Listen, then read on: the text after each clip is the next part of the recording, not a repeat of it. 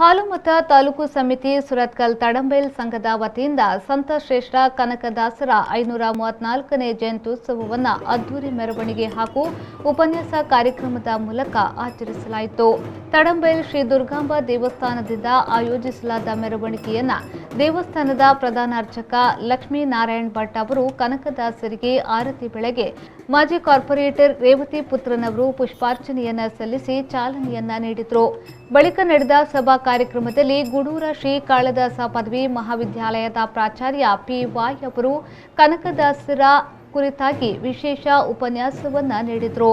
ಕಾರ್ಯಕ್ರಮದಲ್ಲಿ ಕಾರ್ಪೊರೇಟರ್ ಶ್ವೇತಾ ಪೂಜಾರಿ, ಮಾಜಿ ಮಂಗಳೂರು ಮಹಾನಗರ ಪಾಲಿಕೆಯ ಸದಸ್ಯೆ ರೇವತಿ ಪುತ್ರನ್, ಸಮಿತಿಯ ಗೌರವಾಧ್ಯಕ್ಷ ಹನುಮಂತ್ ಹರ್ಲಾಪುರ, ಅಧ್ಯಕ್ಷ ಸಿದ್ದಲಿಂಗಪ್ಪ ಬಂಟಿ, ಹಾಲುಮತ ಮಹಾಸಭಾದ ರಾಜ್ಯ ಸಂಘಟನಾ ಕಾರ್ಯದರ್ಶಿ ಉಮೇಶ್ ಜಲನ್ನವರ್, ಸಮಿತಿಯ ಉಪಾಧ್ಯಕ್ಷರಾದ ಮಲ್ಲಪ್ಪ ನಾಗರಾಳ ಮೊದಲಾದವರು ಉಪಸ್ಥಿತರಿದ್ದರು.